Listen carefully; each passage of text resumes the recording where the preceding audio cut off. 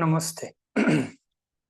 ओम सहनाववतु सहनौ भुनक्तु सह वीर्यं करवावहै तेजस्विनावधीतमस्तु मा विद्विषावहै। ओम शांति शांति शांति। हरि ओम श्री गुरुभ्यो नमः। हरि ओम। ओम पार्थाय प्रतिबोधितां भगवता नारायणेन स्वयं व्यासेन ग्रथिता पुराणमुनिना मध्ये महाभारतम् अद्वैतामृतवर्षिणीं भगवतीम् अष्टादशाध्यायिनीम् अम्ब त्वामनुसन्दधामि भगवद्गीते भवद्वेषिणीम्। नमोऽस्तु ते व्यासविशालबुद्धे पुल्लारविन्दायतपत्रनेत्र येन त्वया भारततैलपूर्णः प्रज्वालितो ज्ञानमयः प्रदीप प्रपन्नपारिजाताय स्तोत्रवेत्रैकपाणये ज्ञानमुद्राय कृष्णाय गीतामृतदुहे नमः। सर्वोपनिषदो गावो दुग्धा गोपालनन्दनः पार्थो वत्सः सुधीर्भोक्ता दुग्धं गीतामृतं महत्। वन्दे वसुतं देवं कंसचाणूरमर्दनं देवकी परमानन्दं कृष्णं वन्दे जगद्गुरुं। भीष्मद्रोणतटा जयद्रथजला गान्धारिनीलोत्पला शल्यग्राहवती कृपेण वहनी कर्णेन वेलाकुला अश्वत्थामविकर्णघोरमकरा दुर्योधनावर्तिनी सोत्तीर्णा खलु पाण्डवैरणनदी कैवर्तकः केशवाः पाराशर्यवचः सरोजममलं गीतार्थगन्धोत्कटं नानाख्यानककेसरं हरिकथा सम्बोधनाबोधितं लोके सज्जन षड्पदैरहरः पेपीयमानं मुदा भूयाद् भारत पंकजं कलिमलं प्रध्वंसि न श्रेयसे। मूकं करोति वाचालं पंगुं लंघयते गिरिं यत्कृपातमहं वन्दे परमानन्दमाधवं। यं ब्रह्मा वरुणेन्द्र रुद्रमरुत स्तुन्वन्ति दिव्यैस्तवैः वेदैर्साङ्गपदक्रमोपनिषदैः गायन्ति यं सामगाः। ध्यानावस्थिततद्गतेन मनसा पश्यन्ति यं योगिनो यस्यान्तं न विदुःसुरासुरगणा देवाय तस्मै नमः। तो भगवान श्री कृष्ण की असीम कृपा से हम लोग आज 5वां अध्याय कर्म संन्यास योग खत्म करेंगे। और शुरू करने के पहले जो हम लोगों ने लास्ट टाइम तक भगवद गीता का 5वें अध्याय का हम लोगों ने श्लोक नंबर 21 तक किया था। बाह्य स्पर्शेषु असक्तात्मा विन्दन्ति आत्मनि यत् सुखम सब्रह्म योग युक्तात्मा सुखम अक्षयम अश्नुते। हम चैप्टर नंबर 5 में एक परफेक्ट व्यक्ति मतलब जिसने अपने आत्मज्ञान को जान लिया है वो कैसे बाहर की दुनिया में चलता है और कैसी उसकी आंतरिक फीलिंग होती है, ये हम डिस्कस कर रहे हैं। और पिछली बार ये जब श्लोक हमने डिस्कस किया था तो ये भी सवाल उठा था कि ये जो बाह्य स्पर्शेषु असक्त आत्मा, मतलब ये व्यक्ति बाहर की चीजों से टोटली असक्त, टोटली अनइंटरेस्टेड रहता है। और हम लोगों ने ये सवाल पूछा था कि क्या ऐसा व्यक्ति मतलब नॉर्मल लाइफ के लिए मतलब कुछ करेगा नहीं, कुछ किसी के बीच में घुलेगा मिलेगा नहीं, क्या ऐसा होगा क्या? तो हम लोगों ने ये बोला था कि स ब्रह्म योग युक्तात्मा सुखम अक्षयम अश्नुते। ये व्यक्ति बाहर की चीजों से उतना ही एक्टिव रहता है जितना दूसरे लोग रहते हैं, पर इसको अपने अंतःकरण में एक अनंत सुख का भंडार मिल गया है। और क्योंकि उसे ये अनंत सुख का भंडार मिल गया है, इसीलिए अब वो बाहर के चीजों के ऊपर अपनी खुशी को डिपेंड करके काम नहीं करता। हमने लास्ट टाइम एक सवाल भी आप सब लोगों से पूछा था, क्योंकि अब के जो ये आगे के 3 श्लोक है, इसमें भगवान श्री कृष्ण एक कंपैरिजन और कॉन्ट्रास्ट करते हैं। अब तक तो उन्होंने एक ज्ञानी व्यक्ति कैसा है ये बताया है, पर ये पूरा study is going to be incomplete जब तक एक सही तरीका ना बताया जाए आगे मूव करने का, और अज्ञानी व्यक्ति कैसे रहता है ये ना बताने का। तो हम सब लोगों को एक हम लोगों ने 3 पोस्ट शेयर किए थे पिछले वीक में, और ये सवाल भी पूछे थे लास्ट टाइम। सवाल ये था कि क्या सब लोग सुखी रहना चाहते हैं, नंबर 1। दूसरा सवाल हमने पूछा था, यदि सुखी रहना चाहते हैं तो कब सुखी रहना चाहते हैं। और तीसरा सवाल पूछा था कि अगर सुखी रहना चाहते हैं, अभी सुखी रहना चाहते हैं, तो कब तक सुखी रहना चाहते हैं। तो कुछ लोगों ने उस पोस्ट में आंसर किए हैं। तो अब हमारी परिस्थिति क्या है इस श्लोक से, श्लोक नंबर 22 हमने ये देखा कि एक जो आत्मज्ञान का व्यक्ति रहता है, वो बाहर के चीजों के ऊपर डिपेंड ना हो करके उसने अपने अंतःकरण में सुख का भंडार उसको मिल गया है। तो हम लोग कैसे हैं ये देखते हैं, और फिर इन 3 सवालों का जवाब देंगे। श्लोक नंबर 22।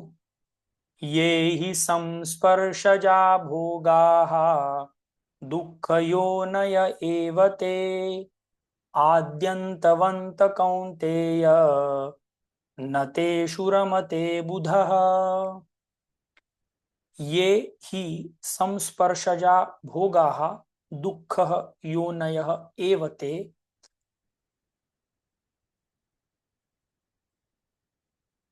आदि अंतवत कौन्तेय न तेषु रमते बुधः।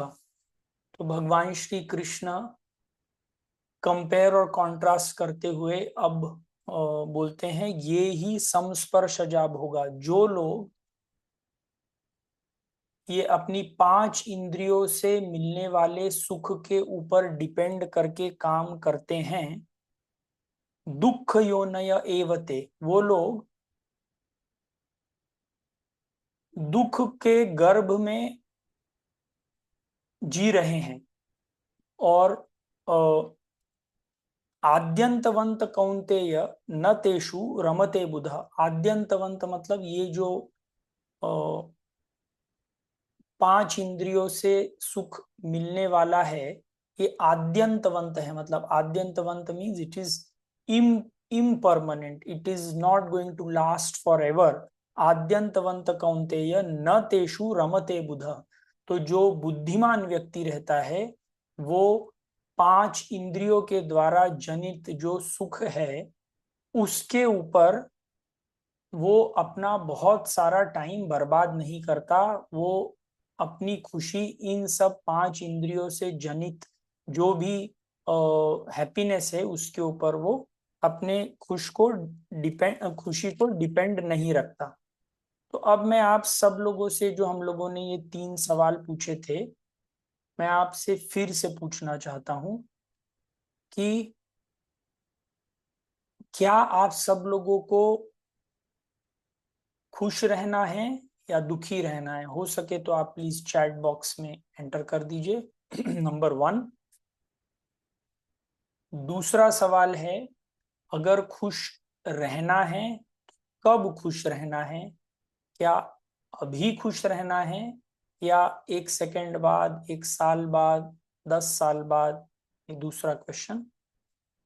और तीसरा क्वेश्चन ये है कि कब तक सुखी रहना है? एक 1 सेकंड, 2 सेकंड, 10 सेकंड, या पूरी लाइफ टाइम? तो जहां तक सब लोगों का आंसर ये होगा कि सबको अभी खुश रहना है, सबको खुश रहना है। पहली बात, सबको अभी खुश रहना है, और ये जो खुशी है ये एंडलेस होनी चाहिए, ये कभी भी खत्म न होने वाली खुशी होनी चाहिए। तो यदि हम देखें तो हमारे जो डिमांड्स हैं, मतलब जो अननोइंगली सब लोग चाहते हैं, अभी खुश होना है, खुश होना है, अभी खुश होना है, और एवर लास्टिंग हैप्पीनेस चाहिए। तो हम अब एक एग्जाम्पल लेते हैं कि मान लीजिए आपको अभी लेक्चर सुनते हुए आपको ऐसे लगा कि आपको आइसक्रीम खाना है, और आइसक्रीम खाने से आपको खुशी मिलेगी। ओके,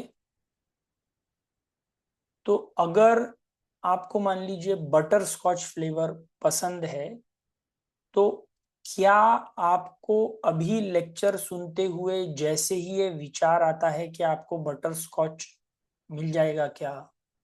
नहीं मिलेगा। विच मीन्स हमको खुश तो रहना है, पर ये जो आइसक्रीम की खुशी है ये अभी नहीं मिल सकती, ये हमको कुछ समय के बाद मिलेगी। ओके, आइसक्रीम की जगह आप बाहर की कोई भी चीज ले सकते हैं, मैं आपको सिर्फ एग्जाम्पल के लिए बता रहा हूँ। जब ये आइसक्रीम खत्म हो जाएगी तो क्या वो खुशी आपके पास रहेगी क्या? नहीं रहेगी। एक बार आइसक्रीम आपके गले से नीचे पेट में चली गई तो उसका टेस्ट इज ओवर, उसकी खुशी इज ऑल्सो ओवर।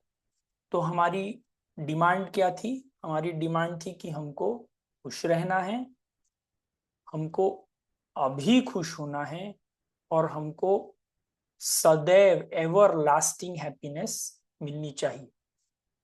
तो आइसक्रीम या एनी एक्सटर्नल थिंग मतलब घर बनाना, एक नई गाड़ी लेना, किसी की शादी होना, किसी का डाइवोर्स होना, वॉटेवर, हम जो भी काम कर रहे हैं वो हम खुश होने के लिए कर रहे हैं।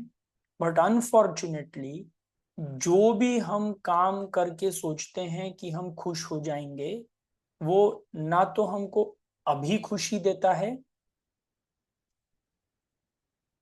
और न तो वो एवर लास्टिंग हैप्पीनेस देता है। वो काम होने के बाद मान लीजिए अगर उस काम ने आपको कुछ खुशी दी है तो that happiness is not permanent, it is going to end very very soon. तो यदि आप देखें तो हमारी डिमांड है कि हमको we want to be happy, we want to be happy now, and we want to be happy ever after. But जब भी हम इन 5 इंद्रियों से खुशी प्राप्त करने की कोशिश करते हैं तो ये खुशी is not permanent, it is going to end very soon. और मोस्ट ऑफ द टाइम जो चीज पहले खुशी देती है वो कुछ समय के बाद दुख देती है। इसको हम लॉ ऑफ डिमिनिशिंग रिटर्न्स भी बोलते हैं। जैसे मान लीजिए आपको रसगुल्ला बहुत अच्छा लगता है और आप किसी शादी में जाते हैं और वहां पे आपको रसगुल्ला दिया जाता है। फर्स्ट रसगुल्ला जो है वो आपको बहुत खुशी देगा, हो सकता है दूसरा रसगुल्ला उससे थोड़ा सा ज्यादा। फिर आपके होस्ट ने, जिसने पार्टी होस्ट की, उसने बोला कि नहीं भाई तुम 2 रसगुल्ले और खाओ, तो फिर आपको लगेगा कि अभी नॉट पॉसिबल। और उसके बाद अगर और 5 रसगुल्ले ला करके दे दिए तो you will run away from that place. तो anything which is a subject matter of our senses, जो भी हमारे इंद्रियों का विषय है, वो जो भी खुशी देता है वो क्षणिक खुशी देता है, और ये क्षणिक खुशी कुछ ही समय में खत्म हो जाती है।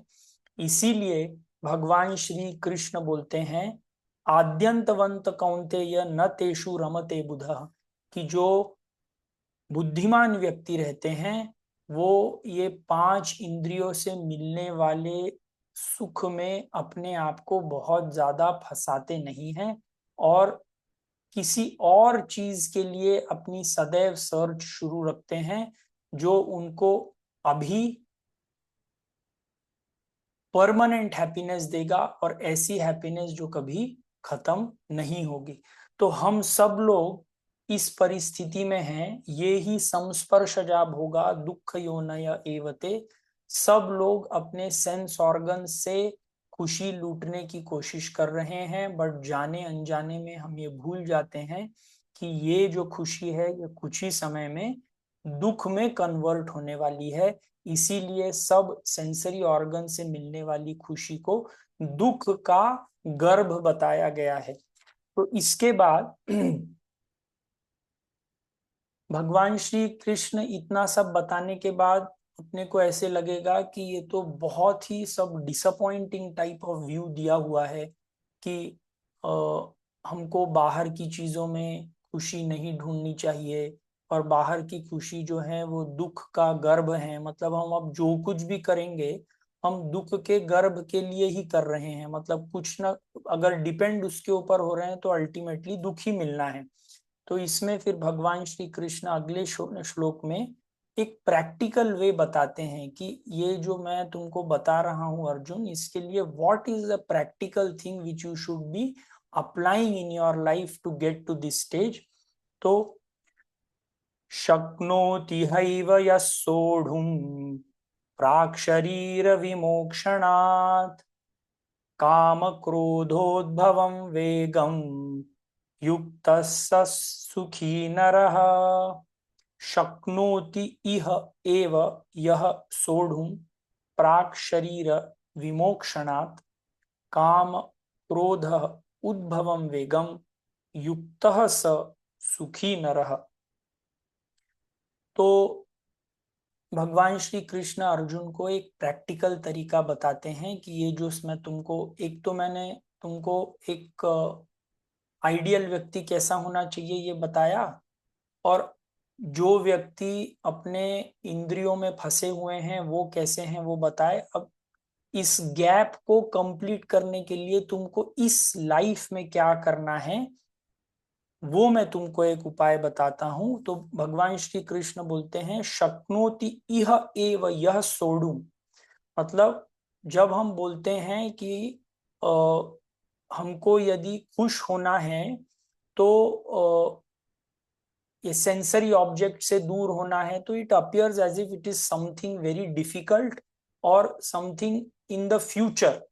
पर भगवान श्री कृष्ण बोलते हैं कि तुम इस ही लाइफ में, इस ही क्षण में वो परमानेंट हैप्पीनेस पा सकते हो। और इस ही जीवन में तुम ये जीवन और मरण का जो चक्र है, शक्नोति शक्नोति इह एव यह सोडुम।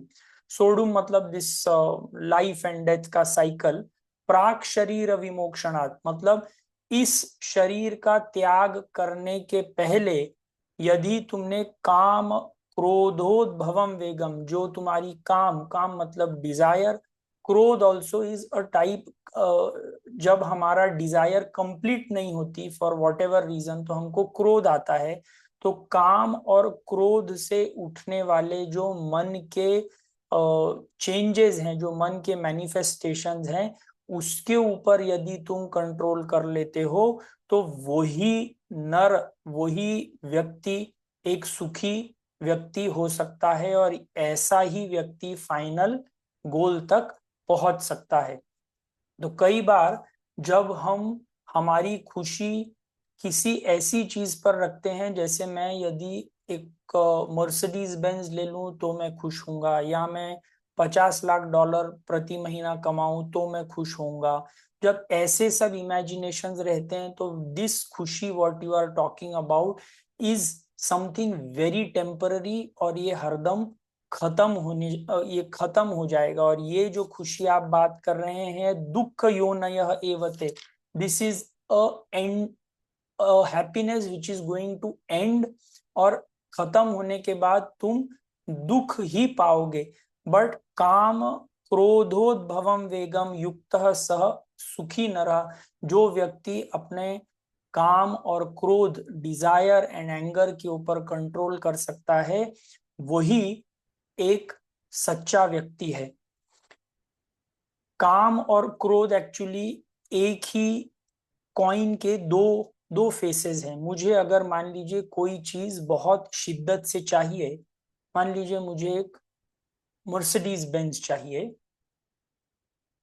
ये मेरी डिजायर है। अगर ये डिजायर कंप्लीट नहीं होती तो जितनी मेरी स्ट्रांग डिजायर है उतना ही स्ट्रांग मेरा एंगर होगा अगर मेरी डिजायर इनकम्प्लीट रहती है।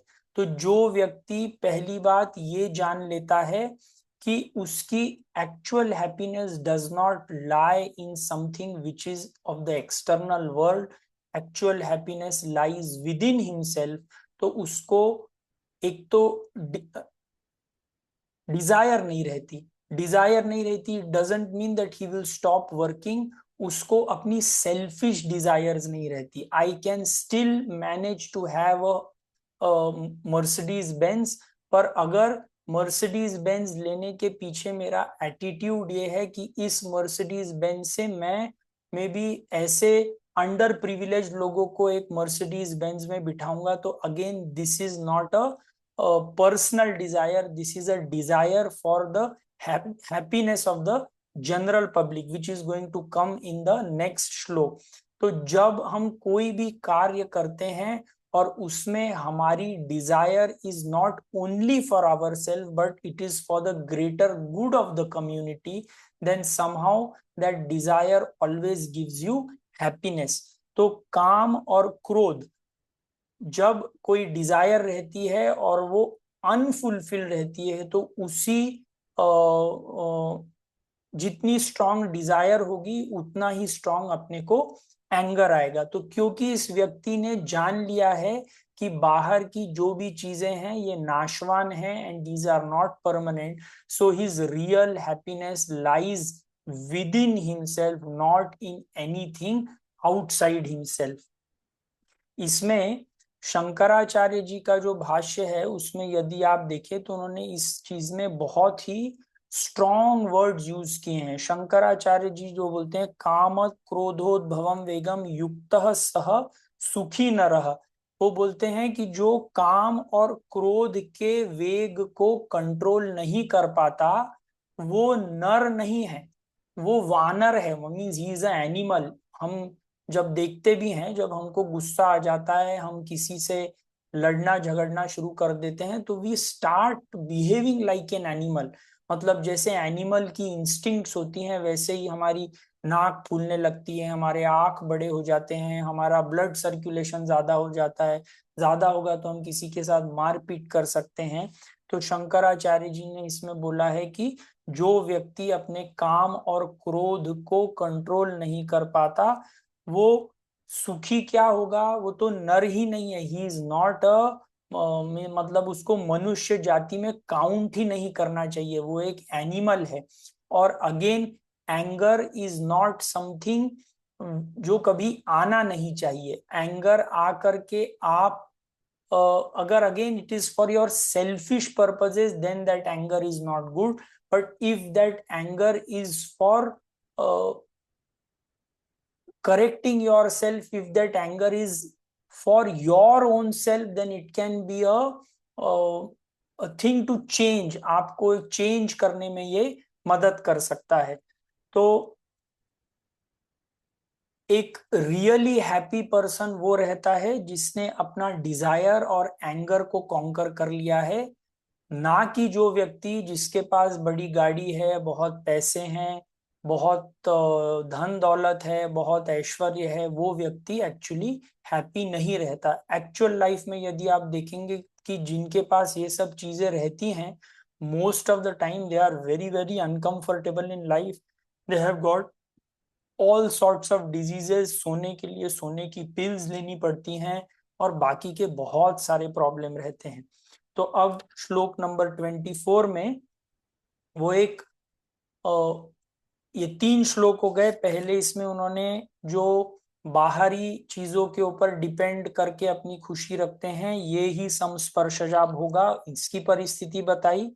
श्लोक नंबर 23 में he has told a practical way कि काम और क्रोध के ऊपर विजय प्राप्त करना ही एक्चुअल खुशी। और जब ये हो जाता है तो एक परफेक्ट व्यक्ति कैसे रहता है, ये इस श्लोक नंबर 24 में बताते हैं।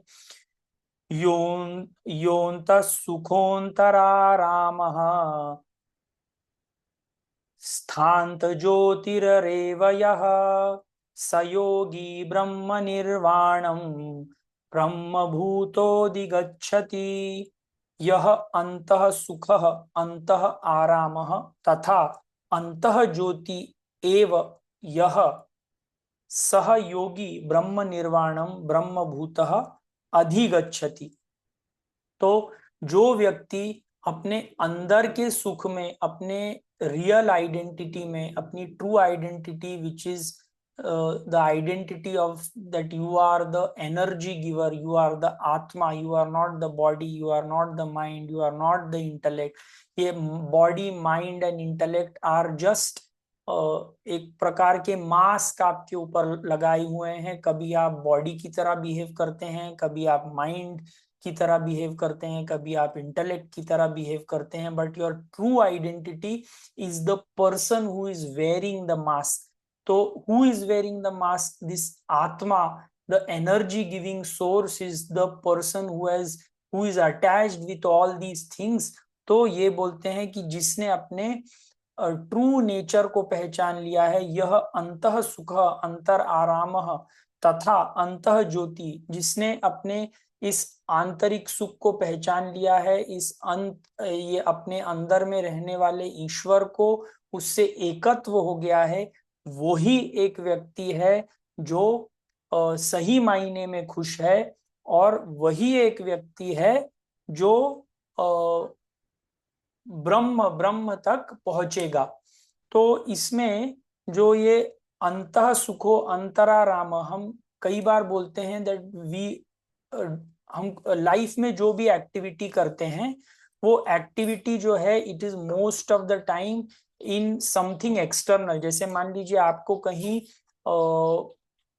बाहर खेलने जाना है, या ट्रेकिंग के ऊपर जाना है, या माउंटेन क्लाइंबिंग के ऊपर जाना है, या दिवाली के ऊपर आपको क्रैकर्स फोड़ने हैं। तो this is called usually as a sport.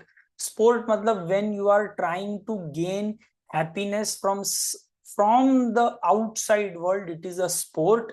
And when you are gaining happiness from something within you, it is called as reveling.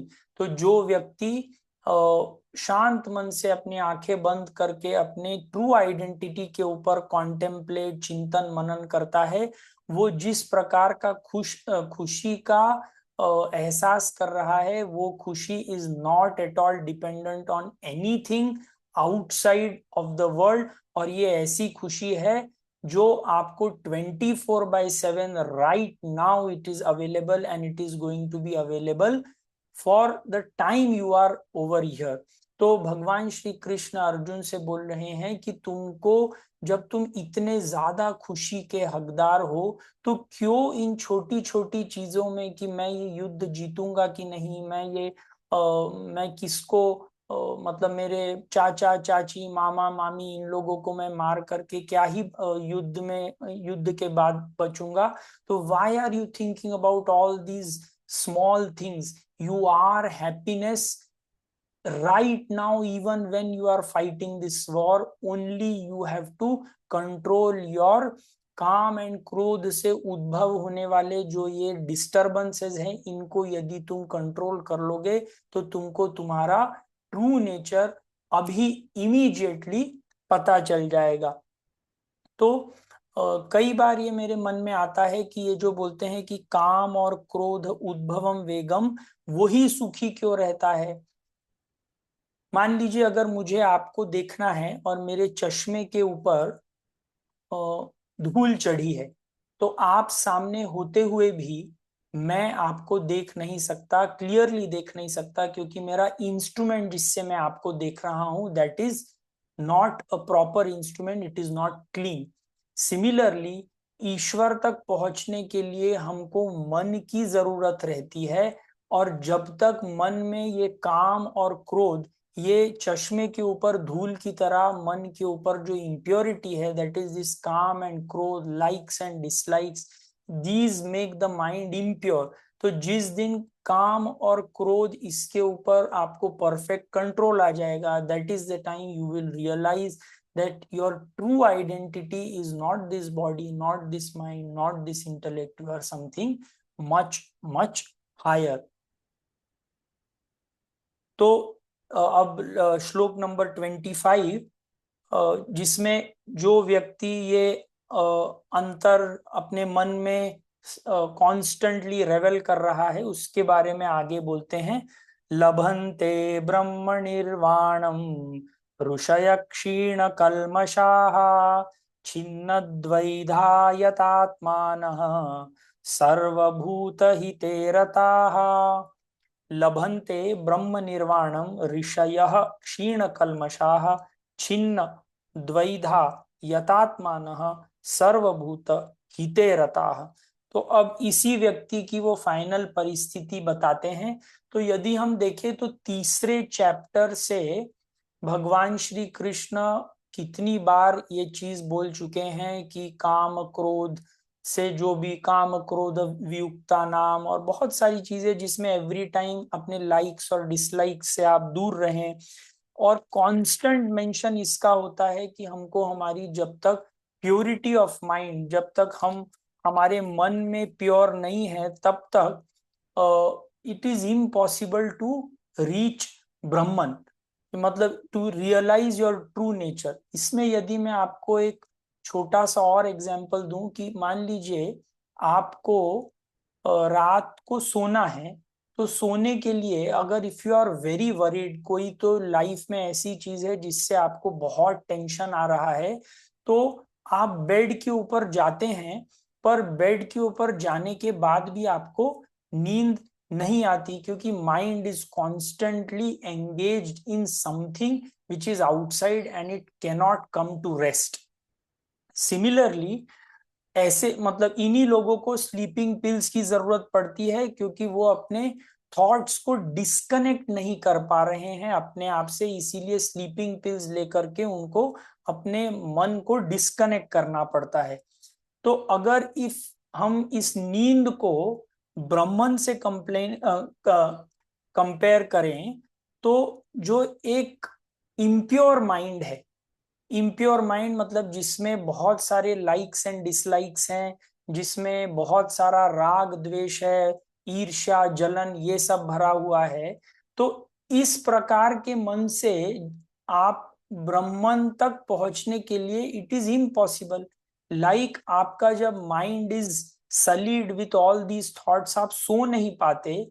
तो हम कितना भी बोलें कि हमको ईश्वर तत्व अपने में पहचानना है, ये बोलने के लिए बहुत अच्छी बात लगती है, but most of the people do not try at all for this. किसी के भी अगेंस्ट कुछ भी बोलना, किसी के भी प्रति राग और द्वेष रखना, और उसके बाद बोलना कि मैं ईश्वर तत्व में पहुंच जाऊंगा, तो दिस इज नॉट पॉसिबल। तो ऐसे जो व्यक्ति रहते हैं जिनका माइंड पूरा प्योर हो जाता है, तो क्या इसका मतलब ये जो इस श्लोक में बोलते हैं लभन्ते ब्रह्म निर्वाणम ऋषय क्षीण कल्मषा, तो जिन लोगों ने अपने मन को पूरी तरह प्योर कर लिया है, उनको लभन्ते मतलब उनको ये ब्रह्म और निर्वाण की स्थिति मिल जाती है। ऋषय मतलब जो कॉन्टेम्पलेटिव पीपल रहते हैं, जो चिंतन मनन करते हैं। हम बार बार भगवत गीता के क्लास में एवरी टाइम रिपीट करते हैं कि आज भी जो ध्यान श्लोक बोले हैं उसमें कहा है कि अम्ब त्वाम अनुसंदधामि भगवत गीते भवद्वेषिणी। हम भगवत गीता के ऊपर जब तक चिंतन और मनन नहीं करेंगे, तब तक ये चिंतन मनन ही ऐसी चीज है जो आपके माइंड को प्योर करेगा to know your higher reality. अगर ये सिर्फ बाहरी बाहरी का सुनना है, तो this is never going to change you from within. छिन्न द्वैधा यतात्मान सर्वभूत हिते रता, तो ऐसे व्यक्ति are out of the dualities of life, because they know that actually there is no duality, there is only one Ishwar present everywhere, और उस ईश्वर के ऊपर ही ये सब चीजें खेल रही हैं। तो उनका बाहर जो खेल चल रहा है उसके ऊपर ध्यान नहीं रहता, बल्कि जो अंदर की जो वस्तु है, जिस स्क्रीन के ऊपर ये पूरा चल रहा है, उसके ऊपर ध्यान रहता है। छिन्न द्वैधा यथात्मान सर्वभूत हिते रता। तो ऐसे व्यक्ति जिनका मन प्योर हो जाता है, तो क्या इनमें कोई डिजायर ही नहीं रहती? नहीं, ये इनमें भी डिजायर रहती है, पर इनकी डिजायर जो रहती है वो सर्वभूत हिते रता, मतलब ऐसी डिजायर्स जो सब के लिए हेल्पफुल रहेंगी। तो आप नॉर्मल एक्टिविटी में भी देखिए, जब भी आप कोई एक्टिविटी सिर्फ अपने पर्सनल सेल्फ के लिए करते हैं, that activity is always going to make your mind heavy. But if an activity is done for a greater number of people, जैसे मैं आपको एक छोटा सा यदि एग्जांपल दूं, कल we had gone to purchase some things outside, हम कुछ नए कपड़े खरीदने के लिए गए थे, और जब कपड़े खरीदने के लिए गए थे तो we took clothes for our self, but हमारे घर में जितने लोग थे हमने उनके लिए भी कुछ कुछ चीजें ले ली। तो I got benefited from what I purchase, but at the same time I purchased something for the other people also who are associated with me. तो instead of just जो खुशी आपको देने में मिलती है वो कभी भी लेने में नहीं मिलती है। और ये आप अपने कॉमन लाइफ में ट्राई कर सकते हैं। टुमारो में भी आपके घर के सामने जो सफाई कर्मी आ रहे हैं, गिव देम अ कॉम्प्लीमेंट, उनको बैठ करके एक गिव देम अ स्माइल, एक चाय का कप पिला दीजिए। You will see that immediately you are so happy. We are basically hard tuned to give, हमारा नेचर है देना, पर हम लोगों ने कुछ तो केमिकल प्रॉब्लम के कारण हमको ऐसे लगता है कि हमारा काम है लेना। तो जैसे ही हम कोई चीज देते हैं, automatically you will feel happy. तो छिन्न द्वैधा यथात्मान सर्वभूते हिते रतः। तो ऐसे व्यक्ति जो भी काम करते हैं वो सब लोगों के लिए भलाई का काम हो, ऐसा काम करते हैं। तो इन 3 श्लोकों से हमको ये पता चलता है कि at all levels there has to be some sort of a control. At the body level you have to control your senses. At the intellectual level हमको हमारा इंटेलेक्ट यूजलेस चीजों में यूज नहीं करना चाहिए. We should be using it to contemplate about the higher. And at the mental and the bodily level, try to work for other people, work for people which is going to cause maximum good to maximum number of people. तो इस week में जब तक हम next time आएंगे, try to do something one day जिसमें आपकी कोई पर्सनल बेनिफिट नहीं हो रहा है. Try to give something, maybe it may be money, it may be a compliment, it may be a smile, it may be just a phone call to a friend जिससे आपने बहुत दिनों से बात नहीं की होगी. Try to give a compliment. जो आपके घर पे खाना बनाते हैं, try to tell them that the food is very good. जब खराब होता है तो हम बहुत इजीली बोल देते हैं, पर जब अच्छा रहता है तो we hardly make it a point to tell that the food is good. So try this and see. I am sure that it will increase your happiness much much more. तो श्लोक नंबर 26 में अब वही चीज को आगे भगवान Shri Krishna revise करते हैं और बोलते हैं काम क्रोधा वियुक्तानाम यतीनाम यतचेतसाम अभितो ब्रह्म निर्वाणम वर्तते विदितात्मनः. तो ऐसे लोग जो काम और क्रोध से जिनको पीछे छोड़ चुके हैं, यति नाम मतलब जो कॉन्स्टेंटली इस चीज के लिए प्रयत्न कर रहे हैं. यति नाम means they are trying to constantly improve, constantly trying to get away from this calm and क्रोध. इसके लिए हरदम ट्राई कर रहे हैं. अभितो ब्रह्म निर्वाणम वर्तते विदितात्मना, उनको सब जगह पर wherever they are they see the same reality, they see the same happiness, and वो हैप्पीनेस कोई ऐसे पोस्टपोन करके फ्यूचर में नहीं देख रहे हैं, they are seeing that happiness right there, they can experience Brahman 24/7 everywhere all around. तो अर्जुन को भगवान श्री कृष्ण सिर्फ एक बार समराइज करके फिर से ये काम क्रोध के ऊपर कंट्रोल बहुत जगह आगे भी चलता जाएगा, which means that how important it is. तो फिर से याद दिलाते हैं और बोलते हैं कि तुम इस काम और क्रोध के ऊपर कंट्रोल करने के लिए हरदम यत्न करते रहो, यति नाम यत चेतसा। तो अब एक्चुअली इस श्लोक पर चैप्टर नंबर 5 का टॉपिक खत्म हो जाता है, और जो आखिरी के जो 3 श्लोक हैं 27, 28 और 29, वो चैप्टर नंबर 6 का एक छोटा सा इंट्रोडक्शन भगवान दे रहे हैं। और चैप्टर नंबर 6 है ध्यान योग। तो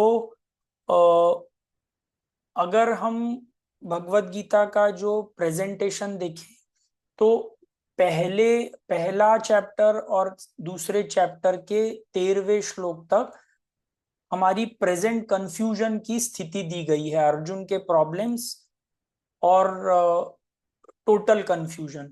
फिर उसका सॉल्यूशन क्या होता है, उसका कंफ्यूजन का सॉल्यूशन है नॉलेज। तो सेकेंड चैप्टर में नॉलेज दिया गया है जिसको हम सांख्य योग बोलते हैं। सिर्फ नॉलेज दे देने से नॉलेज प्राप्त नहीं हो जाता, उसको प्राप्त करने के लिए आपको कुछ करना पड़ता है। तो दैट इज वाई कर्म योग का चैप्टर आता है, the practice what you have to do to again gain that knowledge, that is karma yoga. और कोई भी चीज जब हम ट्राई करते हैं तो सिर्फ पहली बार सुनने में कोई बात आपके मन के अंदर नहीं चली जाती। तो there is something called age, आपको नॉलेज मिलता है, फिर आप उस नॉलेज को असिमिलेट करते हैं, और फिर जब जरूरत हो तो उस नॉलेज को हम रिट्रीव करते हैं। तो there are 3 steps in gaining knowledge. तो सिमिलरली अभी ये जो 6th चैप्टर बता रहे हैं ध्यान योग, तो ये उसका थोड़ा सा जनरल इंट्रोडक्शन यहाँ पे देंगे।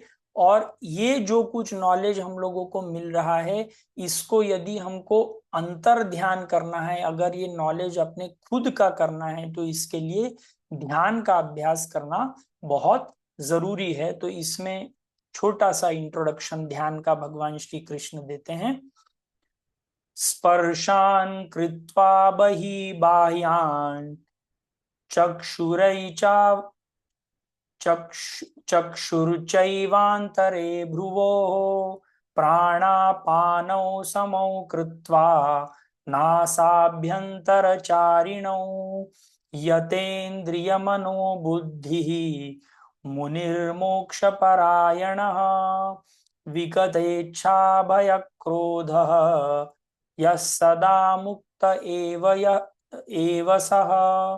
अभी भगवान श्री कृष्ण अर्जुन को थोड़ा सा ध्यान का इंट्रोडक्शन कि अब इतना सब नॉलेज दिया है, इसको जब तुमको प्रैक्टिस में लाना होगा या असिमिलेट करना होगा, तो स्पर्शान कृत्वा बहि बाह्यान, तो जो भी सेंसरी स्टिम्युलेशंस हैं उनको ध्यान के दौरान बाहर की चीजें बाहर रहनी चाहिए, अंदर की चीजें अंदर रहनी चाहिए। इसका मतलब क्या कि जब हम ध्यान के अभ्यास के लिए बैठते हैं तो जो बाहर की वरीज हैं, बाहर के ट्रबल्स हैं, बाहर की आवाजें हैं, वो बाहर ही रहनी चाहिए, पर अंदर, और जो अंदर है वो अंदर ही रहना चाहिए। इसका मतलब क्या कि कुछ अगर चीज आती है दिमाग में तो उसके ऊपर अपना रिएक्शन शुरू कर देते हैं लोग कि आवाज आ गई या इसके बारे में विचार या उसके बारे में विचार।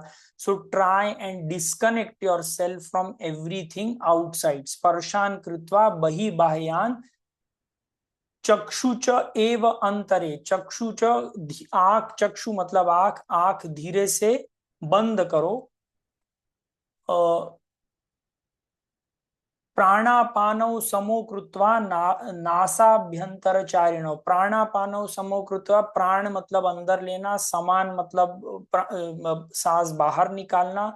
तो basically what he means to say कि जो इनहेलेशन और एक्सलेशन की स्पीड है वो धीरे हो जानी चाहिए। जो एक एक्चुअल मेडिटेटर जो होता है उसको यदि आप बाहर से देखेंगे तो आपको शायद पता भी नहीं चलेगा कि वो सांस ले रहा है।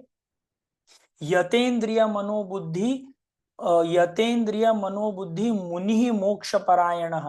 तो ऐसा व्यक्ति जो अपने इंद्रियों के ऊपर कंट्रोल, इंद्रियों के ऊपर, मन के ऊपर कंट्रोल कर रहा है और मोक्ष परायण, उसको ईश्वर प्राप्ति is the only thing that is there in his mind 24/7। Anything what he is doing, अगर वो उसका मन शांत कर रहा है तो वो एक्टिविटी करेगा।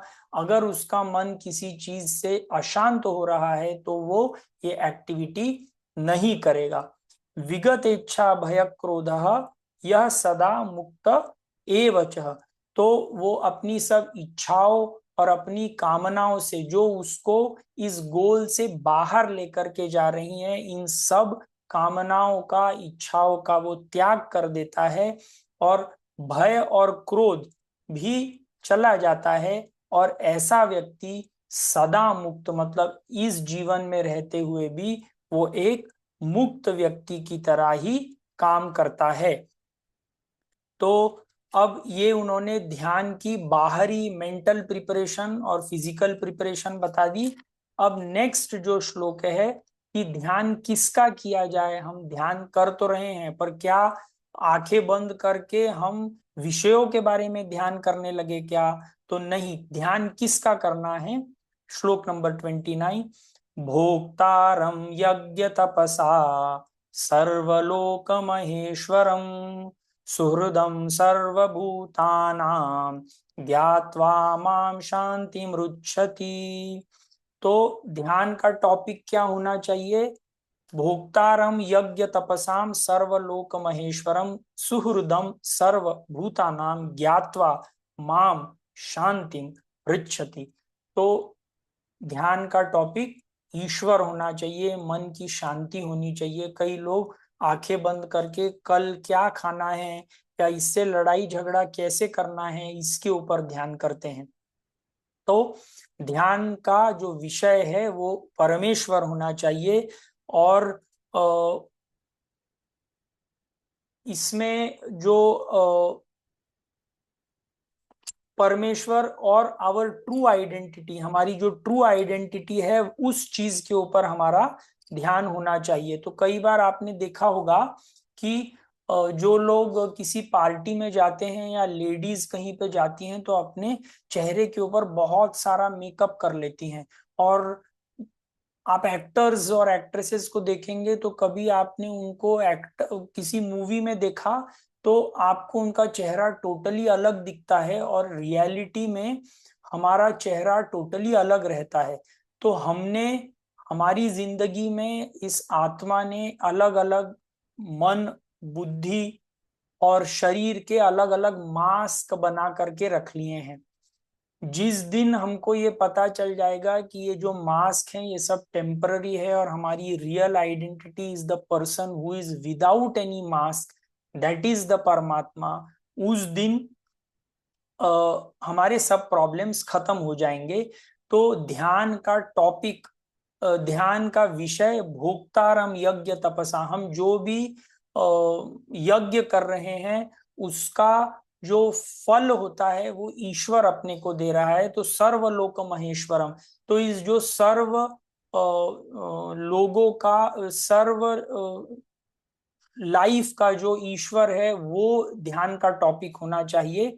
तो इस चीजों के ऊपर हम आगे के चैप्टर नंबर 6 में हम काफी डिटेल डिस्कशन करेंगे।